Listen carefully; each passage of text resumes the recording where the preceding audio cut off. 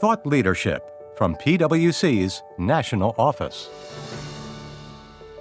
Hello, and welcome back to part 2 of our 3-part podcast series on VIEs. And just a reminder, that's variable interest entities. I'm joined once again by the dynamic duo of Matt Sabatini and Alexander Martin, both partners in our national office in the acquisitions, divestitures, and of course, consolidations group.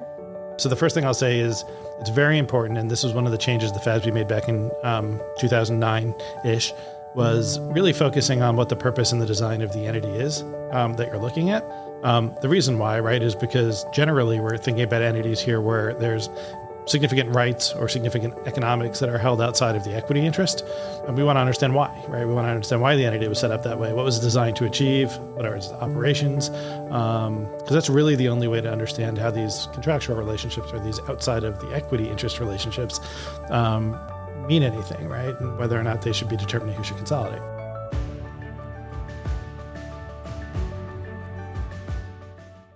Getting us back up to speed here, in the last podcast episode, we covered some of the historical background on the consolidation framework under ASC 810. So a little bit of history for you if you didn't tune into that one. And the fact that we have 2 separate models of consolidation, the VIE model and the voting interest model. We talked a bit about the voting interest model, gave an overview of the steps to applying the VIE model, and talked about the first step, determining if a scope exception applies.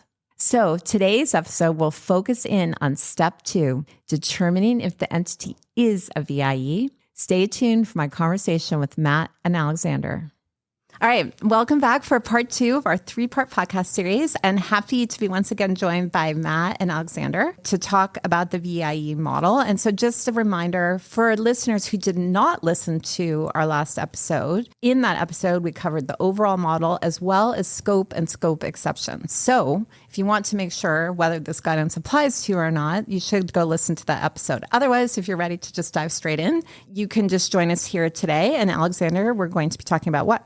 We're going to be talking about step 2 of that model, right? So I think Matt broke it down into 3 easily digestible steps, right? When we're applying the VIE framework. So step 1 that we talked about last episode was determining if a scope exception applies, right? If not, then we're at step 2 where we have to figure out whether the entity is a VIE, right? And specifically, there's 5 characteristics that the FASB laid out, and we're going to walk through each one of those.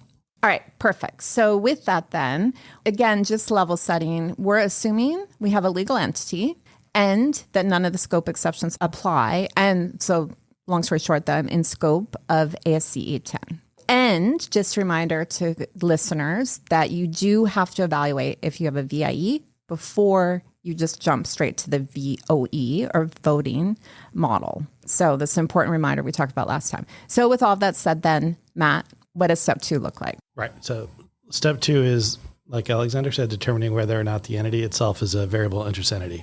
And I know we keep saying there's 3 simple or easy steps, but we're totally lying when we say that. Exactly. Okay. Okay. Because there are lots of little steps in between, and we're just hiding them into the bigger steps. Yes. Well, and none of them are simple. So right. Because you're going to be annoyed when I say I'm not really going to jump into the first characteristic just yet and identifying whether something is a variable interest entity, because we have to do a few things first. Oh, yes. Okay. That I was not prepared for that. So. I know.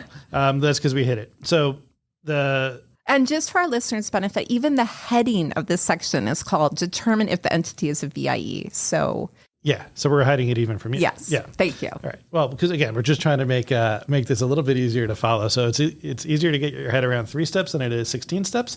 Fair. So we're burying this in step 1, but this is a very important kind of precursor to evaluating the 5 characteristics. So the first thing I'll say is it's very important, and this was one of the changes the FASB made back in 2009-ish, was really focusing on what the purpose and the design of the entity is that you're looking at. The reason why, right, is because generally we're thinking about entities here where there's significant rights or significant economics that are held outside of the equity interest. And we want to understand why, right? We want to understand why the entity was set up that way. What was it designed to achieve? What are its operations? Because that's really the only way to understand how these contractual relationships or these outside of the equity interest relationships mean anything, right? And whether or not they should be determining who should consolidate. So because of this, right, the VIE guidance is really focused on understanding structure of the entity, understanding who holds what interests and in what form, understanding things that maybe aren't necessarily interests in the entity, but are interests around the entity. So you're going to want to look at relationships between kind of interest holders in the entity as well. All of this is really coming down to what we're doing now is identifying what are the variable interests in the entity. And the reason we were holding off on this is the terminology does get confusing, right? Because you can hold a variable interest, which is really a contractual relationship in an entity, but that entity might not be a variable interest entity. Right. So that's why, again, we wanted to try to introduce this concept slowly. And when I say variable interest, I'm going to simplify it, right? Because it really is what I've been talking about. It's a contractual relationship or an interest in an entity that exposes you to some kind of economic risk or reward, right? So it's really something like an interest where, the other way to think about it is an interest where the value of that contract that you hold changes based on the changes in the value of the entity's assets. Okay. Simplest example is equity. I know we're talking a lot about equity being important in the voting model, but it can also be important in the variable interest model. So equity is a contract, right? It gives you the rights to the residual economics in an entity. Its value changes very much proportional to how the value of the assets in the entity changes. So you're the holder of the equity. The value of your instrument is going to be directly related to the value of the entity itself. Therefore, it's a variable interest.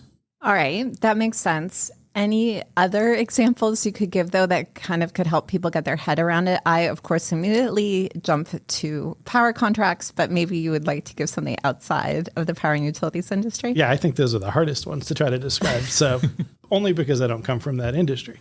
I'll give you a concept first, right? And again, to try to help people understand, it's generally things that you would think about as being on the right side of the balance sheet, or on the credit side of the balance sheet. So I mentioned equity, so common and preferred. Those are things that are exposed to economics of the entity, but also debt guarantees, whether subordinated or senior. The value of those instruments, again, are related to the value of the assets of the entity, and they're on the right side of the balance sheet. So those are generally pretty simple examples of what variable interest would be. I mean, harder ones would be things like put and call options, other derivative instruments, leases. Those really depend on the nature of the contract itself and what the design of the entity is. Because sometimes those are exposed to economic risks and rewards of the entity. Sometimes those are the things that create value in the entity. And that's really what that's, I think, where it gets very complicated. And that's why I just at least want to touch briefly that it goes beyond just equity. So, and I know we're going to get more into this. I'm jumping ahead. So. No. It's okay. And we do in our consolidation guide, which we've mentioned a couple of times on the previous episode, we have a pretty good listing of examples of things that are oftentimes variable interest, things that may be variable interest, and kind of some qualitative guidance around how to think about some of the more complicated contractual relationships with entities. One of the examples that always sticks out in my mind is a decision maker contract. It's not something that like an everyday person understands really what that is, right? But maybe a management agreement? Exactly. Yeah. So the best way to think about it is a management agreement or anything that gives you the ability to kind of exercise power over the assets of the entity, right? So it could be in the power and utility space where you have an O&M agreement. Maybe that's a decision maker contract. We frequently see it in asset management space where the investment manager, the GP, has the ability to control what kind of investments. Yeah, I think hotels sometimes have these types of arrangements as well. Absolutely. And oftentimes those can be variable interest, but again, you're looking at the nature of the contract itself, and the guidance has specific criteria to work through, which we're not getting into in a ton of detail, but it really does relate to pricing, exposure to economics, and whether or not you have other variable interests in the entity. But those decision maker contracts may or may not be variable interests, and that has a huge impact on the rest of the analysis. So then, Matt, just maybe one other point here, that when you're thinking about these interests, it's not every interest you need to think about. So that's right. I think you would ignore generally things that are non-substantive. So terms and conditions that don't have any substance to them really shouldn't weigh into your thinking about the purpose and design of the entity or whether or not the contractual relationship is a VI, because you would ignore things that are non-substantive. So the guidance actually specifically says that. And there's another section in the guidance, which I think is helpful, that says you don't necessarily rely on the legal or accounting determination or characterization of a contract to tell you whether or not something is a variable interest. So that's also helpful. It's really dependent on looking at the entity itself, and again, understanding its purpose and design when making that call. All right. So long story short, sometimes it's obvious that something's a variable interest. Other times you need more analysis.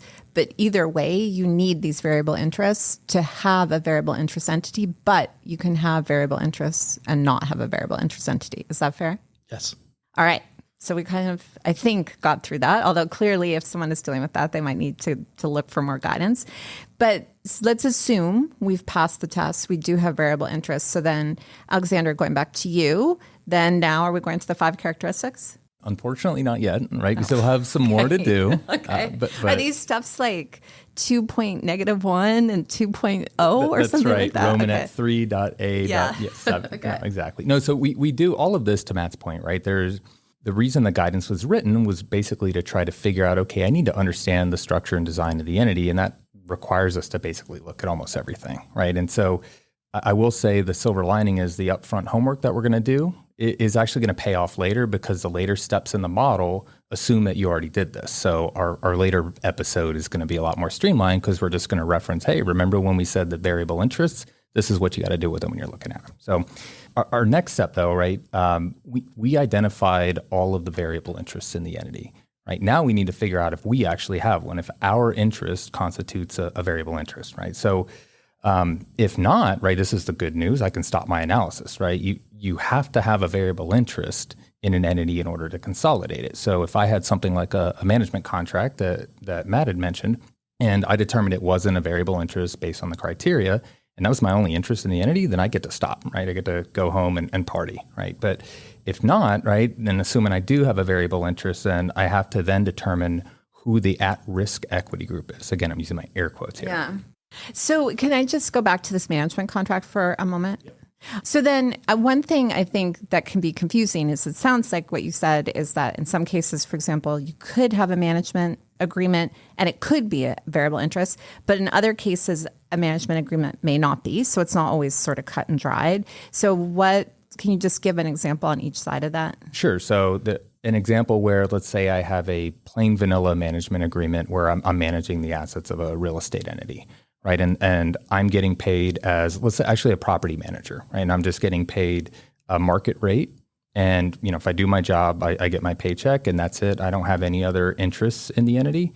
Then the guidance would say that's probably not a variable interest, right? You're basically just a service provider. A different example would be, hey, I'm a property manager, but if the entity loses money, then my fees are slashed, or I may even have to come out of pocket and pay some penalties, right? In that case, you are exposed to the downside risk in the entity, so that probably would be considered a variable interest. All right. And one thing here, I've been thinking this even in our last episode, but this is not about sustainability. So we're not going to talk deeply about sustainability here, but I do think it's important for listeners that there is an intersection here with the considerations of your organizational boundaries for a sustainability perspective. That's a whole other episode, but every time you guys mention something, it kind of clicks with those frameworks as well. So I just want to remind our listeners that the sustainability reporting and accounting are not completely separate ideas. So good public service announcement. Exactly. Thank you. All right. So let's keep going though here. So we've now said we have a legal entity. We don't meet a scope exception. The entity itself has variable interests, and we have a variable interest in the entity. So the next step is to identify, quote, at-risk equity. That's right. So when we get into the test, which I promise we will, right? All of the tests really you'll see are kind of designed or centered around basically trying to determine whether the equity behaves like traditional equity, right? And so all the tests are really asking, okay, well, do the equity holders have this characteristic, or can the equity holders do that, right? Which, again, should make sense, right? That's the whole point of this guidance, right? If we can use equity as an indicator of control, and then we can apply the voting model, right? But when we're doing this analysis and they're saying, can equity do this, or does equity have that characteristic, it makes sense to define what we're talking about when we're saying equity. So that's what the FASB did, right? They created a specific definition of equity to use in these VIE tests, and they called it equity at risk. Sometimes, people say at-risk equity, but same thing, right? It's a very specific definition. So in order to qualify for equity at risk, right, an investment has to have two things, right? High level. The first one, it needs to be classified as equity under US GAAP, right? So this one's generally straightforward, right? If it's reported as GAAP equity in the financial statements, it meets this characteristic, right? But if you have something like redeemable preferred stock that's classified as a liability under US GAAP, then even though it's legal form equity, it's not GAAP equity, so it wouldn't meet this criterion. The second one is then I got my GAAP equity. I now need to determine whether it's at risk, right? And so there's a few criteria here, but the real idea is that it needs to act like traditional equity. So it needs to participate in both the upside and the downside in the entity. And the other one is that the holder needs to have skin in the game. So they needed to pay for their equity interest, right? Their interest can't be financed for them either by the entity or other people involved with the entity. So an example of this that we typically see come up is around sweat equity, where an investor is granted equity for either their past efforts or future efforts that they're going to provide to the entity. The question is, okay, well, is that sweat equity at risk? And the answer is no, because that equity was financed for the investor. So it's viewed as being not at risk. And I think just to clarify, I want to make sure this is right. If we are talking about this at-risk equity, we don't have to be the holder of the at-risk equity. So I have a variable interest. We gave this example of the management contract where I have downside risk, no upside risk. So if I was just thinking, oh, that doesn't meet this at-risk, but what you are saying is, no, this is an overall evaluation. Does anyone have at-risk equity? That's right, because it's going to come into play later on the specific characteristics. The characteristics are going to say, do the equity at-risk holders have this characteristic? And that's going to dictate whether or not the entity is a VIE. So even if our interest isn't an at-risk equity interest, we still need to know it to do the VIE test. All right. And then another question, follow-up question is, I actually just did an episode with Chip Curry. We were talking about mezzanine equity. So how does that fit in? Do you consider it as equity or do you consider it as debt? Because as listeners to the episode will know, it can be both, or not at the same time, but one or the other. It's a great question. The short answer is it depends, right? So even though they're technically considered GAAP equity, you have to look at all of the characteristics and understand the instrument in a bit more detail to understand if it would be considered at risk for VIE purposes, right? And there's a lot of other questions that come up with whether certain instruments are viewed as at-risk equity or not. But the big takeaway is that you do have to have an understanding and identify the at-risk equity group, because that's the baseline that we're using to do the testing. All right. So, and it sounds like that's something we can save again for another podcast, or someone could look at our very excellent consolidation guide for more information about that. So I'm almost afraid to ask. I think we've gone through either 2 or 3 steps since we said we were going to start talking about step 2 in the model. So that math doesn't quite work. But are we now finally ready to evaluate the characteristics of a VIE? So yeah, we're ready to go. We've identified the at-risk equity holders, and we've identified which equity in the entity is considered at risk. The reason I said it like that is because not only do we want to know who holds the equity at risk, we want to understand how much equity at risk there is. And that gets us into characteristic 1, right? Really evaluating the entity itself to see if it has sufficient equity at risk. And what I mean by that is it has to have enough equity at risk to allow the entity to finance its current operations without additional subordinated financial support. That's a defined term in GAAP. I'm never going to use it again on this podcast, I promise, because it doesn't really have a satisfying definition in GAAP. So I'm going to try to explain to you what it means, right? So when we're looking at this characteristic, and remember the whole fundamental concept here is we're trying to figure out if the voting model should apply or the VIE model should apply, right? Voting model relies on voting rights with common equity. Well, if there's not a substantial amount of common equity, why would we look to the voting rights? It doesn't really make a lot of sense to let that dictate who should consolidate. And I guess, Matt, just to simplify here, you're basically saying, is there a party that has money that they could lose if something goes wrong, or that could make a ton of money if something goes right? I want to make sure that that party is an equity holder. Right. Yes. And not some other instrument holder. You got it. Right. And I want to make sure there's enough of that equity that's at risk. Because if there's just a very small amount, then the voting rights should probably and often are meaningless. Right. Because somebody else really is calling the shots if they're the ones exposed to most of the risk. Right. And I think we talked about this in the last episode. And this does not just apply to structured entities, but sometimes I think it is helpful to think of it in that context where you have this very structured entity, very minimal equity, all the decisions and all the interests are held by people other than the equity holders, is sort of a classic example. Right. If you remember before the FIN 46R rules came out, everyone said, well, 3% equity is enough for an SPE to be not consolidated, right? And that's kind of where this one criteria evolved from, right? Was 3% equity is not enough for an entity to be not consolidated. All right. said briefly. Yeah. And I know I interrupted you. So what are some examples then? Can you give Yeah, so I actually had something in my notes that is a highly structured example, okay, right? So perfect. if you think about an entity that's 100% debt finance, like a structured financing vehicle that doesn't have any residual interest, that's going to be a VIE because it's got zero equity at risk. That's an easy one, right? But if you think about an entity that's 100% equity financed, right, and doesn't have kind of equity commitments to keep funding its current operations, generally that's going to be, that's not going to meet this criteria. It's going to be sufficiently capitalized, right? So that's generally going to be enough. All right. So then, Matt, of course, you made it sort of easy ones where it's very clear it's either 100% debt or 100% equity. But what about if it's a mix? You mentioned the 3% rule that no longer exists. So how do you decide if the equity at risk is sufficient? Good question. So it's really going to depend, and I know we're going to say this a lot, on the purpose and design of the entity, because you're really looking at what the operations of the entity are and whether or not there's enough equity capital to help finance it. In the guidance itself, there's a presumption that if the total equity at risk is under 10% from a fair value perspective of the total assets of the entity, then you could presume the entity is a VIE under this characteristic, that it's thinly capitalized.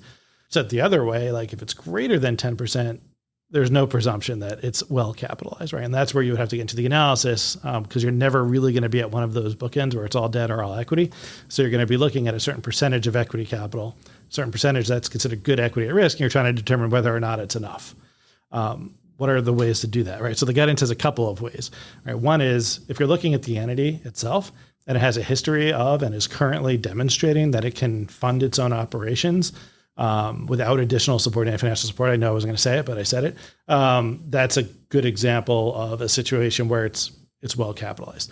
And let me break that down because I'm going to simplify that one a little bit more. So if you're looking at an entity that has enough equity capital that it can actually go out to the market and raise debt at market rates without guarantees from other parties, that's a good example that there's a lender out there that thinks there's enough capital to rely on to be able to provide good financing to this entity.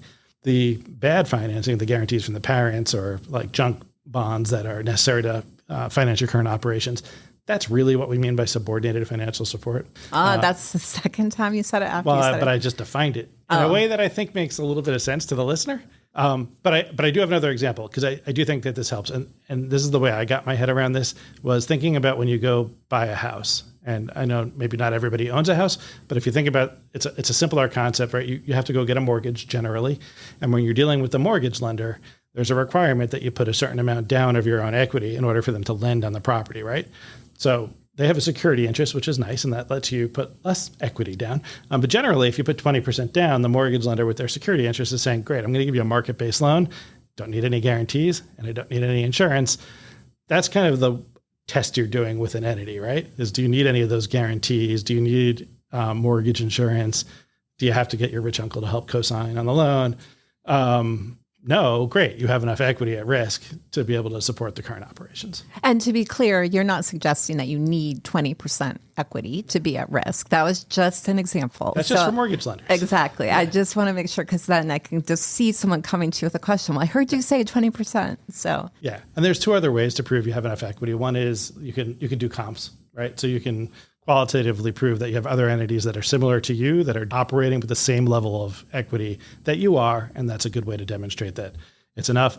If neither of these qualitative ways get you there, you can jump into a quantitative analysis to prove that you have enough equity at risk. That's complicated.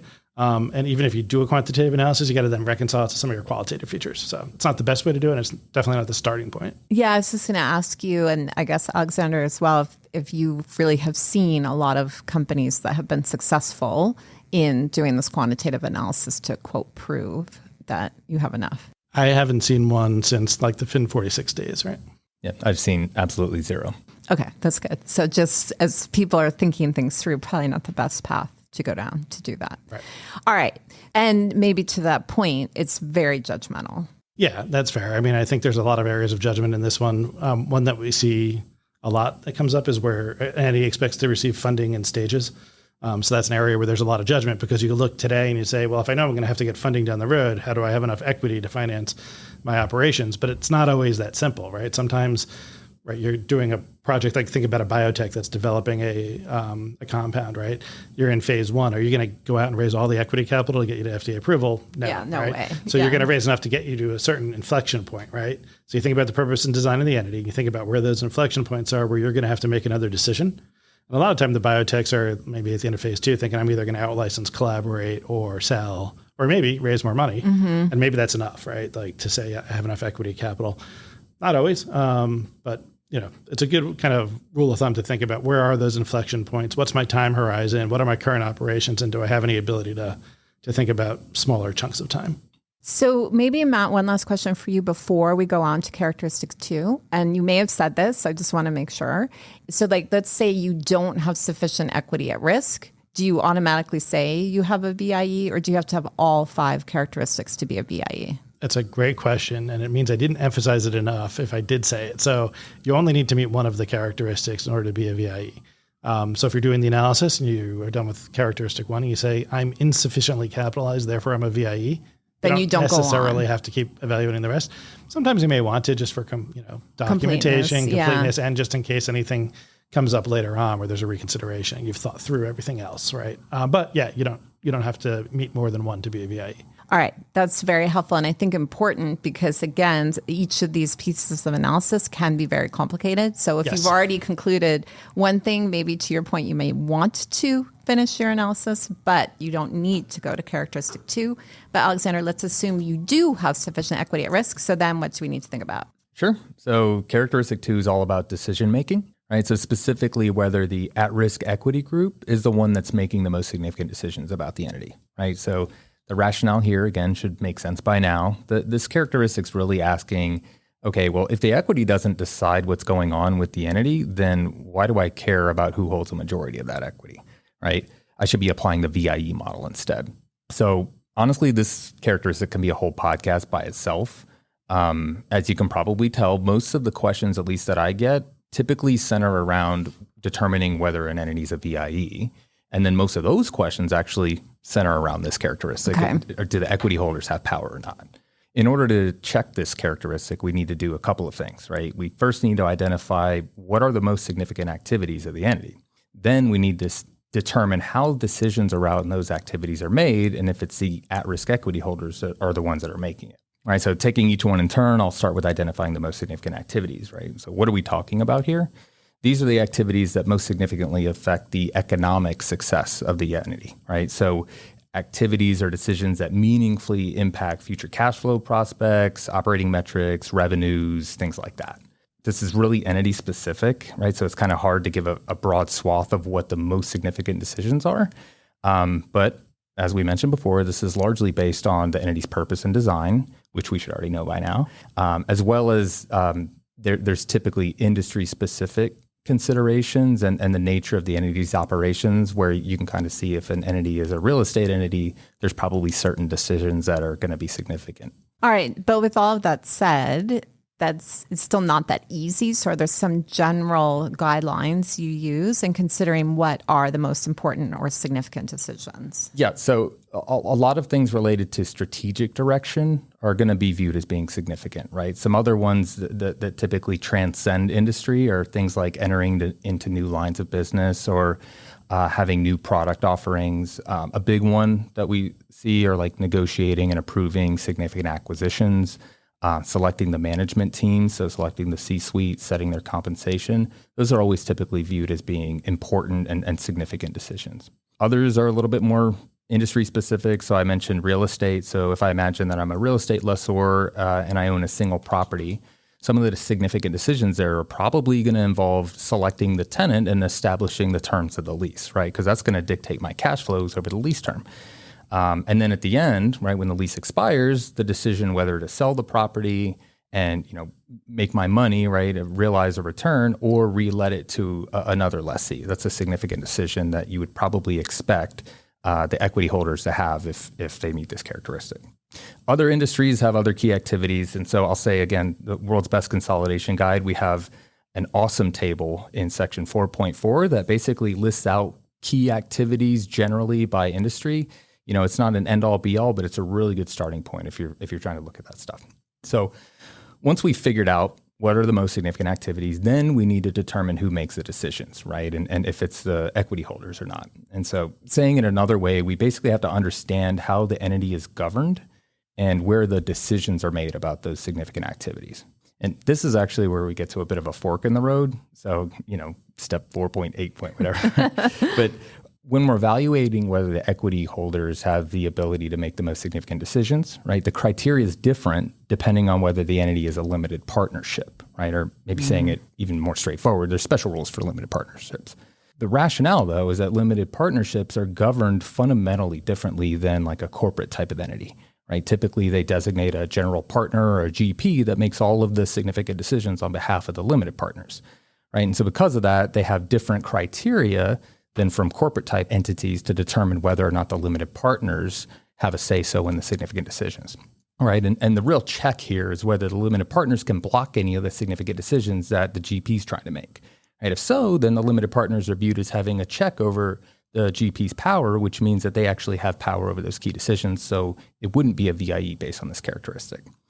Another one, if they don't have blocking rights, if they have the ability to remove or fire the GP, right, then that kind of goes without saying that they have power over the GP, which means they have power over the GP's significant decisions, right? But if they don't have either blocking rights or kick-out rights over the general partner, then the limited partnership's a VIE. And this goes back to something we said in the last episode, right? Just to make sure we are connecting dots, that most limited partnerships are going to end up being variable interest entities because the way we typically see it is that most limited partnerships don't grant the limited partners those rights. All right. That's super helpful. So you just talked about limited partnerships. I assume there's a different model for corporations, but then how do we think about LLCs? I'm sure that's a complicated answer. Good question. It's actually less complicated than you would think. Really depends on how the LLC is governed, right? So a lot of LLCs are governed through a managing member, which is very similar to the way a limited partnership governance works. So the managing member would be the equivalent of the GP in that case, and then we would use a limited partnership model. So we would be looking to see whether or not the non-managing members have the ability to kick out or have substantive participating rights to figure out whether or not it's a VIE. But if it's an LLC that's managed by a board of directors or a board of managers, that's more similar to the way a corporation is governed. So we would use a corporate model for figuring that out. All right. And so and you should know that answer because you would have considered that when you're thinking about your accounting for the LLC. But you just mentioned corporate models. So what is the model for corporates? Yeah. While we're on the topic, it's the corporate model is really figuring out whether or not the decision-making rights that Alexander talked about, right? So the rights to make decisions over the important activities of those entity that we identified earlier, whether or not those reside within the group of at-risk equity holders. Sometimes that's straightforward, right? Sometimes the at-risk equity holders are common stockholders, and oftentimes their voting rights and their ability to nominate a majority of the board of directors or all of the board of directors, that's where power resides. So in that case, it's going to be a straightforward analysis, and you're going to say, yes, the at-risk equity holders do have the power over the most significant decisions. Unfortunately, it's not always going to be that easy, right? It can be trickier in situations where you have kind of these other variable interests that maybe we were talking about earlier, right? So you could have outsourced decision-making through a contract. In that situation, you may have some rights that reside with the at-risk equity holder group, and then other rights that reside contractually with the manager or the decision maker. So it's really going to be a careful analysis, a little bit of a push-pull about which rights are the most important and which rights are the ones that are held contractually versus the ones that are held through the equity, or how easy is it for the equity owners to remove the decision maker or take those rights back. So it's not always that straightforward in that situation. So another common complexity that we see in this area is where the decision-making rights reside with the equity investors, but the equity investors aren't at risk. So they've already been disqualified in the earlier step that Alexander was talking about of having the characteristics that we need them to have to be at-risk equity, but they still have voting rights, so they still have power, in which case you'd hit this trigger and the entity would be a VIE. All right, that's helpful. I want to rewind and I'll ask this question of both of you. So this whole discussion of characteristic 2 was sort of predicated on this idea that you're identifying the significant decisions, like important or significant decisions. And you guys have referenced, obviously you get a lot of questions about variable interests and VIEs. Typically, from your experience, when people are coming to you with questions, are there gaps in what they've identified as the important or significant decisions, or is this something people normally are able to identify those and then maybe some of the complexity is figuring out who holds the rights? Or do we often see they haven't really thought through all of these important decisions?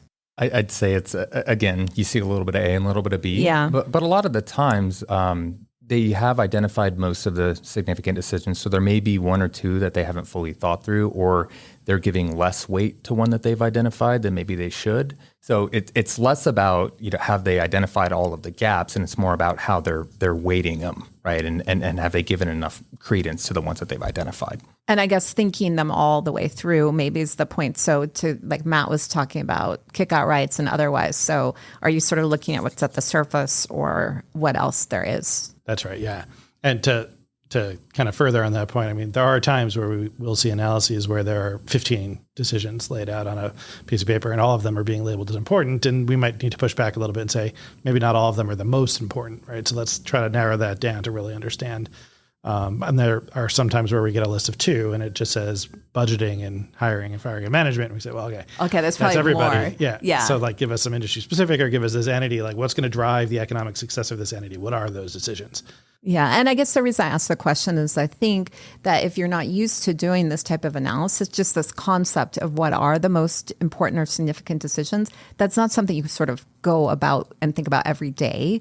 And so I was just curious if from your experience, people are able to kind of get their head around that. It sounds like yes, but may need to kind of dig a little deeper. Yeah. Or as Alexander likes to say, yes, and, right, to be more positive. But he made a good point. Try that with my kids. Alexander made a good point earlier that if you put in the effort in this part of the analysis, it's going to pay off later. Because this part of the analysis is also very consistent with how we're going to do the primary beneficiary test, which we're going to talk about in the next episode. But if, the next episode could be 10 minutes if we just kind of send people back here and say, we've done the work. All right. So let's keep going, because I think with that, we're up to characteristic 3. So what do we think about next? So I think this one's going to be a little bit of a quicker one, hopefully, right?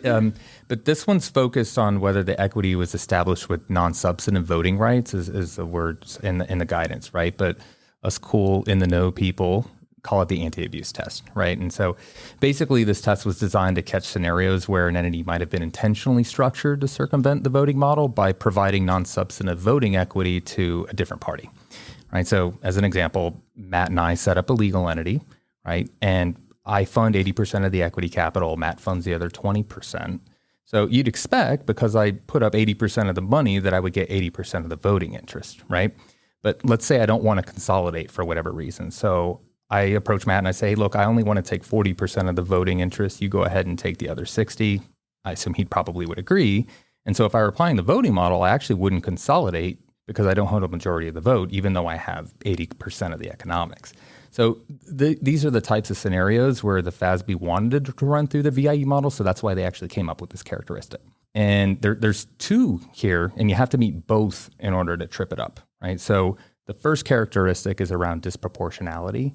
Basically, does one of the investors have a disproportionately low voting relative to their economics? Right. So in my example, I had an 80% economic interest, but I only had a 40% voting interest. Right. So in this instance, I would fail this characteristic because of that disproportionality. I'd go on to the second test. The second test is checking whether substantially all of the entity's activities are conducted on the behalf of the investor with the disproportionately low vote. Right. This one is super judgmental, right? You have to have a strong command over all of the facts, and it's a holistic analysis. But you need to look at the economics. They're not necessarily determinative, but you can't ignore them either. But you also have to look at other things, right? Like, who are the investors? What are the relationship with each other, right? What do they do? What line of business are they in? Is that consistent with the line of business from the VIE, right? And it can spiral out of control pretty quickly. But this is necessary because it is meant to be an anti-abuse test. So you really want to make sure you do a fulsome and holistic analysis. But that being said, they do use the word substantially also. It is a high hurdle to hit his second one. All right. I mean, the first one obviously is fairly straightforward, but then I guess the second one, even going back to thinking about some of those decisions, I would think would have some influence here in terms of what the entity is doing and what's important to that entity. Yep. Purpose and design. All right. There you go. And I think it's fair to say that there are probably certain levels of economic risk that you might have that make it harder to prove that substantially all the activities aren't on your behalf. Is that fair? That's very fair. All right. So we made it through 3. taken a lot of time to get through those. So how about the next one, Matt? Yeah, we're going to do two together. In this All one. right. I'm sure our listeners are buy one, get one free. There you go. Exactly. So the reason why we're going to do these two together is they're kind of the inverse of each other, right? So again, to take us back to our why we're doing this in the first place, it's to really identify situations where the equity at risk isn't behaving like traditional equity. And I know I mentioned this a few times. You expect traditional equity to be exposed to downside losses, like first dollar loss of the entity, but also to have unlimited upside. So what characteristic 4 does is it says, does the equity at risk have exposure to the expected losses of the entity? In other words, is it protected by another variable interest holder or another contract from really being exposed to that downside risk? If it is protected, then it meets this characteristic and it's a VIE. What characteristic 5 does is the opposite of that. It basically says, does the equity at risk holder, the group of equity at risk, do they have unlimited upside? And if they don't, if they're capped by some contractual mechanism or again, another variable interest holder, then generally you hit this characteristic, the entity would be a VIE, right? So I'll give you an example kind of on both sides of that, right? So assume I'm a speculative real estate investor. I have $100 because I'm rich. And so put all that into an entity. The entity goes out and buys a property for $100. As the equity investor in that speculative real estate investment, if the fair value of the property that I bought goes down to zero, my equity is worth zero. Okay, so in that situation, Fairly, yeah. Yeah, in that situation, I'm exposed to first dollar loss, so I don't hit this criteria. We're clean, right, on that criteria. Also, if the fair value of the property goes up to 200, I make $100. So I'm not capped. Great, I don't hit characteristic 5. I compare that to another situation where I have a legal entity. It goes out and buys a building for 100, but the seller of the building guaranteed that when I eventually sold the building, I'm always going to get at least $90 back. That's a different scenario, right? Because now I have another contract holder who's made a promise to me, and that promise is protecting me from being exposed to downside loss, right? So the value of the building goes down to zero. I'm only out $10, right? The seller provided that guarantee, and they're down to 90. And there could be a situation right on the opposite side where maybe I buy a building, but the seller has a fixed price purchase option to buy it back, right? So in that situation, value goes up, but I'm capped at whatever that fixed price is. So if they could buy it back at 120, if the building goes up to 200, I'm only making $20, right? So again, those are ways where you can see these contractual relationships, either capping the upside or protecting the downside of the equity investors, and would cause the entity to be a VIE. All right. So then you gave us some examples there, but do you have sort of a standard list that you would tell people to look out for? Yeah, and we do include these in the consolidation guide as well. But on the downside, you'd see like guaranteed returns on equity investments, significant cost plus arrangements, loss reimbursements, residual value guarantees, like we said in the example, or fixed price put options on the entity's assets. Those are all things that would trigger a characteristic 4. And again, it's kind of, you think about inverse contracts for characteristic 5. The most common one we see is like a fixed price call option on the equity interest, which caps the upside for the equity investors. Those are the most common ones. I mean, one thing to think about on these call options and these put options, if they're over assets that are in the entity itself. So remember, we're looking at a legal entity. If you have a call option over an asset that represents 10% of the total assets of the entity, it's not necessarily a variable interest in the entity. It wouldn't necessarily trigger this criteria for the entity to be a VIE. It's got to be a significant enough asset for it to really trigger this criteria. All right. So definitely another important point to look at. So we've covered a lot. We've made it through all 5, plus a lot of pre-steps or in-between steps that you guys don't officially count. I call them hidden steps. Hidden steps. All right. That's maybe the best way to put it. I'm not sure in accounting, hidden is the thing we're looking for, but nonetheless in this case. So we've made it through step 1 and step 2, including all these other steps, but I think it might be helpful because we've gone through a lot just to recap. So Alexander, can you do that? Yes, I can do. And yeah, we did go through a lot. My brain is full and I actually know this stuff. So I can only imagine what our listeners are thinking right now. So this episode was all about step 2. We ran through the 5 characteristics of a VIE. Right. And as we mentioned, before you even get to start looking at the characteristics, you have some upfront homework to do. Right. So you first have to understand the purpose and design of the entity. Then you have to identify all of the variable interests in the entity. And then you have to identify the at-risk equity holders. Once you have that, then you get to run through each one of the 5 characteristics. And as we reminded everybody, it only takes one to be a VIE. But characteristic 1 was around the sufficiency of equity, or right, basically trying to determine is the at-risk equity sufficient to finance the entity's ongoing operations. Matt had a killer mortgage example, which I'm going to refer to later and pretend like I made it up. Characteristic 2 is around whether the decision-making authority resides with the at-risk equity group, right? That one was a bit longer and a bit of a doozy, and we reminded people that there's two paths to go down depending on if it's a limited partnership or a corporate-like entity. Characteristic 3 was that anti-abuse test that we talked about and whether the equity was structured to have non-substantive voting rights. And characteristics 4 and 5, Matt just hit on, and this is where we were basically focusing on whether the equity behaved like equity and was exposed to the entity's up and downside on a residual basis. Right? And so if any one of those characteristics are met, you have a VIE, which means you move on to step 3 in the model, and then you finally get to determine who should consolidate this VIE. All right. And so for that, we will go to episode 3, but I'm sure there is no surprise here that I do have a final question for both of you. It's sort of asked this question before, but I want to ask it more directly. And basically, if you guys think about this step 2, what is one of the biggest pitfalls you see people make in terms of when they come to you, something missing in their analysis or someplace where maybe something veered off course? So Alexander, you can go first. I'll go first because I just had a light bulb. Okay, perfect. And I think you might have referenced it before, but I think it's really understanding the full governance structure of the entity, right? Because a lot of the times, folks will come to us and they know how the board vote works, but they don't have a full understanding of, okay, well, what happens if there's a tie? What are the contingency mechanisms? Because a lot of the times that actually, really matters. So if we're thinking about, how the power is manifest in the entity, that's one that I typically see people mess up on, is not understanding the full governing documents. All right. Excellent. Matt, this is a contest. Can you top that? I don't think so. But I'll give you my answer. I think it's I think people are intimidated by the VIE model oftentimes. All the time, pretty much. Yeah. And there's certain areas that do require a lot of judgment and that are complex. But I would advise people, don't get caught up or get lost in the terminology or the details, right? Take a step back and try to remember why we're doing what we're doing, right? Because a lot of times you might be doing a lot of work for no reason because the entity is totally well capitalized by common equity. Mm-hmm. The common equity gets to vote. They appoint the board. There are no other weird contractual relationships. And we're getting kind of all caught up in the details when we could take a step back and see where we should be headed is really down a path where this probably isn't a VIE. Same could be said on the opposite side as well.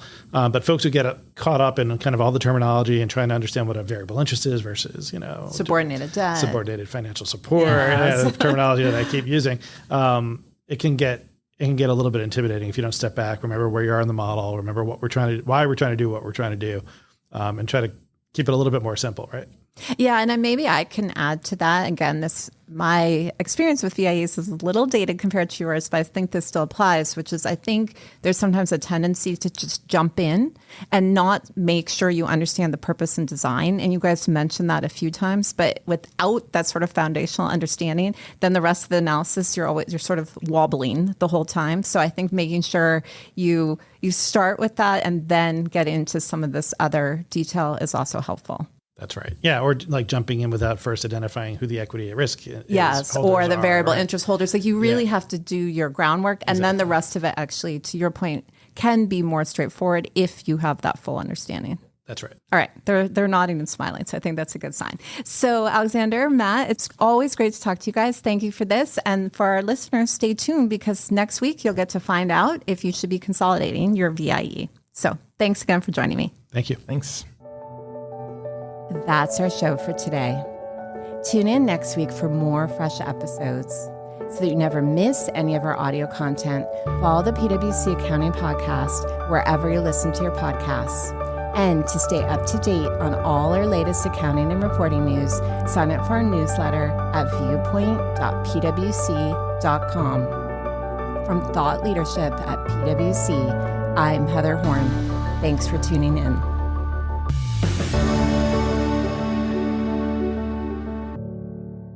This podcast is brought to you by PwC, all rights reserved. PwC refers to the U.S. member firm or one of its subsidiaries or affiliates, and they sometimes refer to the PwC network. Each member firm is a separate legal entity. Please see www.pwc.com/structure for further details.